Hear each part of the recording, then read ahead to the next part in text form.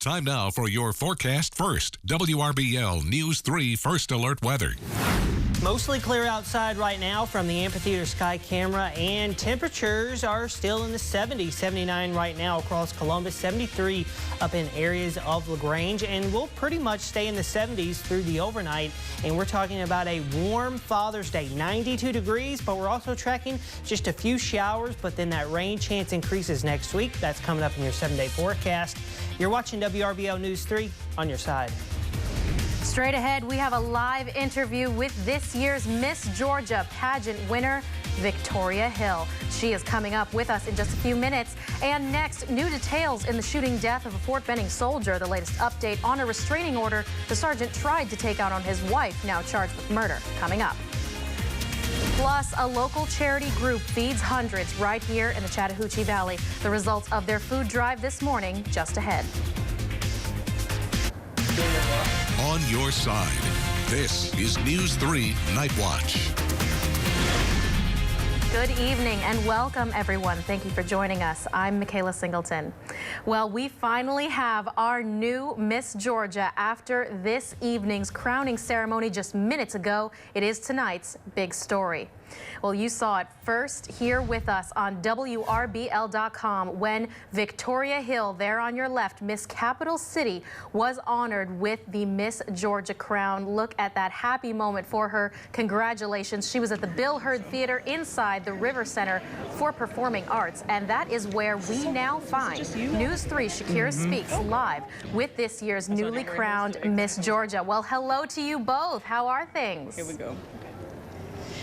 Yeah, Mikhaela, I'm here with your new Miss Georgia 2019, Victoria Hill from Canton, Georgia. First of all, congratulations. Now, tell me what that was like, hearing your name called, or not hearing your name, hearing the first runner-up call, and knowing that you just won. Oh, it was absolutely surreal. I mean, I have been wanting this so badly. I'm so thankful for the scholarships, and I'm really looking forward to getting to work in the foster care system and improving the lives of children in Georgia. So tell me a little bit more about your platform. You just said you wanted to work in the foster care system. Yes. What made you want to work in that kind of field? Yeah, so my platform is called Flip the Script on Foster Care, and I have 3 points in that platform, 3 goals of mine that I want to get accomplished. And the first one is to raise awareness of the crisis in the foster care system. And the second one is to engage businesses and companies to help with children in foster care. And then thirdly, to encourage mentors so that these children are aging out of the program and have a connection for life. And so what really inspired me is that 2 of my uncles are products of the foster care system. Really? They were adopted, yes, when they were really young, and so it's near and dear to my heart.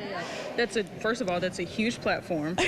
I'm going to be rooting for you. I know everybody else in Georgia is going to be rooting for you. So what do you want to tell the young girls and young guys looking up to you for the next year? Absolutely. Well, firstly, do not ever be afraid to step out of your comfort zone, because for me, joining and working with the Miss America organization was really stepping outside of my comfort zone, but I'm so thankful that I did. So never be afraid to step out of your comfort zone, and always be sure to be looking up and asking advice from older people around you, because they've been through everything you've been through and they know what you need to hear. So last question, I know my producer's giving me a wrap. You have all of these former Miss Georgia standing here next to you. What is that like to know that you have so much support? It's so awesome. It's crazy. I'm so honored, and they're all standing right here. So hi, everyone. Thank you so much. Congratulations again. Sending things back to you in the studio, Mikhaela, live in Columbus and on your side. I'm Shakira Speaks with your new Miss Georgia 2019, Victoria Hill. Back to you. Thank you so much, Shakira. Congratulations again, Miss Hill. You can find highlights of this year's Miss Georgia events on our website, WRBL.com.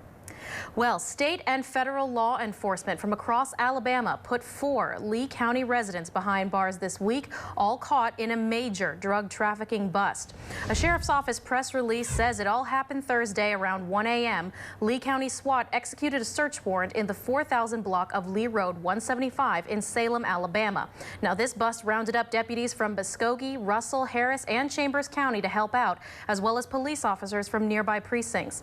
The report from Lee County Sheriff's Captain Van Jackson says officers found 8 pounds of methamphetamine, 100 grams of heroin and fentanyl, 100 grams of marijuana, and about a gallon of GHB. They also confiscated money, a shotgun, and assorted drug paraphernalia. Now, these 4 people coming up here on your screen were also arrested on the scene. 37-year-old Kenneth Muldrew, there on your far left, faces 2 drug trafficking counts.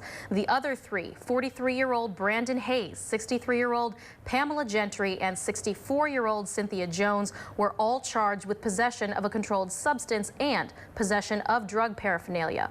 Muldrew is still in the Lee County Detention Facility on a $100,000 bond. Hayes, Gentry, and Jones have been released on $2,500 bonds each. And we do have new information for you tonight as well on a Fort Benning soldier reportedly shot to death by his wife earlier this week. Court documents show late Army Sergeant 26-year-old Brandon Panessa filed an emergency protection of abuse order Monday against his wife that you see on your screen here, 27-year-old Brittany Panessa. The filing said the soldier was concerned for his wife's mental health and that she refused to go to rehab. As News 3 first reported, Brittany Panessa was arrested Friday and charged in connection with her husband's murder. This after Lee County Sheriff's Office deputies reported finding Sergeant Panessa Thursday around 4:30 p.m. He had been shot once in the stomach in the front yard of a home that you see on the map here, right on the 500 block of Lee Road 436 in Phoenix City.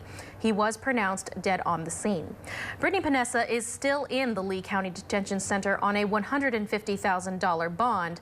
The case is still under investigation by the Lee County Sheriff's Office.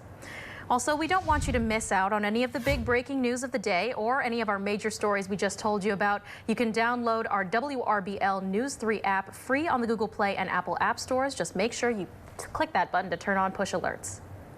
Meanwhile, hundreds of people came out to take part in a local food drive today. The Community Warriors group handed out bags of food for more than 1,000 families in the Columbus area this morning. Now, everything was set up in the Ace Furniture parking lot on Fort Benning Road down in South Columbus. The bags included frozen chicken, tuna, cheesecake, at least a gallon of milk, and anything that these folks need to have a good time, be well fed for the next few weeks.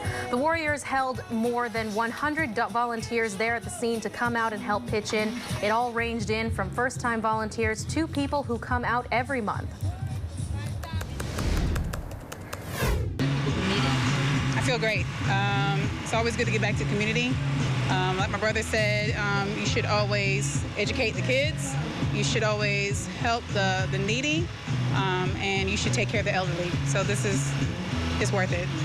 I'm here because I enjoy giving back to the community. I believe in good causes like the Community Warriors. We're all a bunch of veterans and veterans' families giving back to the people that supported us when we were defending or protecting our country. The drive was set up in a drive-through type situation where cars could come up, just drive through the area and grab their bag of food. Each family also got an entire box of sun-kissed oranges as well. Now, the Community Warriors hold a food drive in Columbus every 3rd Saturday of the month, and they also hold a similar drive every 4th Saturday in Phoenix City. Well, turning our eye to our Phoenix City news, hundreds turned out to the 6th annual Mayor's Ball. They held it this year at the Columbus Convention and Trade Center. Phoenix City Mayor Eddie Lowe and other local leaders, they were there to greet guests and escort them to their seats for the yearly scholarship fundraiser. The fund benefits graduates from Central High, the Glenwood School, Russell County High, as well as sponsoring those dual enrollment students and as well as awarding funds to local nonprofits. Mayor Lowe says in a statement he's grateful to support from local businesses and agencies on both sides of the Chattahoochee River. We also want to thank you so much for trusting WRBL News 3 as your favorite source for local news on the weekends. Coming up after weather, News 3 visited those folks who were devastated by the March 3rd Lee County tornadoes in order to gift them with what they need to stay weather aware in times of future crisis. Well, once again, I'm Mikhaela Singleton, and thank you for watching this newscast anchored and produced by myself. Visit the link right here for my reporter anchor reel. Click here for my favorite feature story. It's one that really touched my heart and I hope will inspire yours. And visit my full channel right there.